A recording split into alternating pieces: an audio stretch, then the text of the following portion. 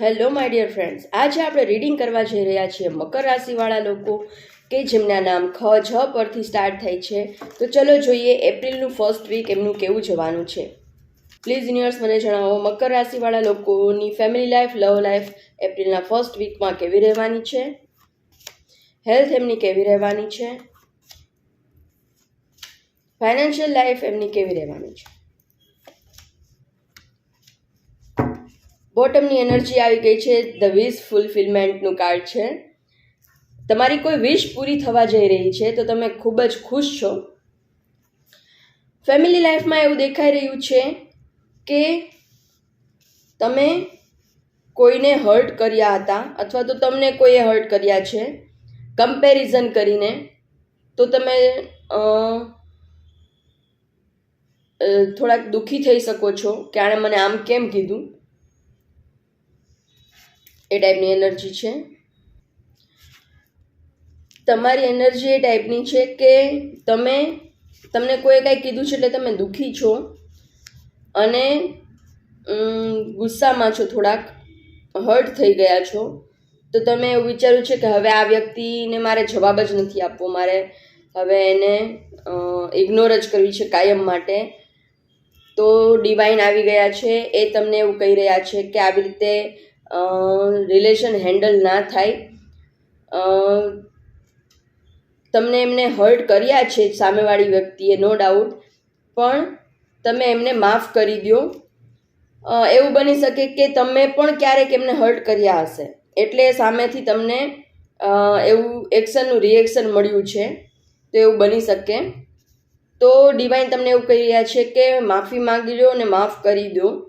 અને હંમેશા રિલેશન જે હોય છે એને દિલથી હેન્ડલ કરવા પડે છે. થોડાક ગુસ્સામાં છો, ઇગ્નોરન્સમાં છો. નેક્સ્ટ વીકમાં એપ્રિલના ફર્સ્ટ વીકમાં આ ટાઈપની એનર્જી આવી રહી છે. તો જો બની શકે, પોસિબલ હોય તો માફ કરી દેજો અને માફી માંગી લેજો. માફી માંગવા માટે પણ સામે જઈને માફી માંગવાની જરૂર નથી હોતી. મનમાં ને મનમાં તમે જે તે વ્યક્તિની માફી માંગી શકો છો અને મનમાં ને મનમાં એમને માફ પણ કરી શકો છો. તો એ ટાઈપની એનર્જી દેખાઈ રહી છે. હેલ્થમાં એવું દેખાઈ રહ્યું છે કે તમને હેલ્થમાં બધી ખબર બહુ પડે છે કે આ ખાવાથી આ થાય, આ ખાવાથી આ થાય. પણ એ જે તમારું પોતાનું જ્ઞાન છે એ તમે બીજાને બધાને આપો છો કે આમ કરો, આમ કરો, તમને આવું થયું છે તો આમ કરો. પણ એ જ્ઞાનનો ઉપયોગ તમારે તમારા પોતાના માટે કરવાનો છે. તમને પણ ઘણા બધા હેલ્થ ઇસ્યુ છે અને તમને નોલેજ પણ છે કે આમાંથી કઈ રીતે બહાર નીકળવું. તો એ જ્ઞાનનો ઉપયોગ પોતાની જાત ઉપર પણ કરો. એ બધા જે તમે બીજાને સલાહ આપો છો એ સલાહ પોતાના ઉપર પણ એપ્લાય કરો, એવું તમને કહેવામાં આવી રહ્યું છે.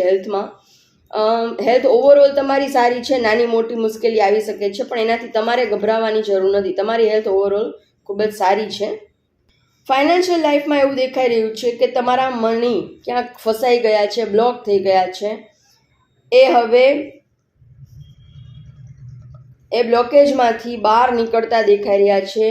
સનની એનર્જી આવી ગઈ છે. ખૂબ જ સારી પોઝિટિવ એનર્જી છે. એ તમારા મની બ્લોકેજીસને દૂર કરવાના છે અને તમે ખૂબ જ સારી પોઝિશનમાં આવતા દેખાઈ રહ્યા છો. ફાઇનાન્શિયલ લાઈફ ઓવરઓલ તમારી ખૂબ જ સારી છે. જે મની અટવાયેલા હતા એ પણ તમને ફરીથી રિટર્ન થતા દેખાઈ રહ્યા છે, ગ્રોથ સાથે રિટર્ન થતા દેખાઈ રહ્યા છે. તો ફાઇનાન્શિયલ લાઈફ ઓવરઓલ તમારી ખૂબ જ સારી છે. હવે જે કાંઈ પણ નિર્ણય લ્યો, નવા નિર્ણય લ્યો, એને કેર ફ્રી થઈને લેતા નહીં. કોઈની ગાઈડન્સ લઈને નિર્ણય લેજો નવા ઇન્વેસ્ટમેન્ટ માટે. આ જનરલ કલેક્ટિવ રીડિંગ છે, બધાને રેઝોનેટ નહીં થાય. જેમને પર્સનલ રીડિંગ બુક કરાવવું હોય તે સ્ક્રીન પર આપેલા નંબર પર મને મેસેજ કરશે. Thank you so much.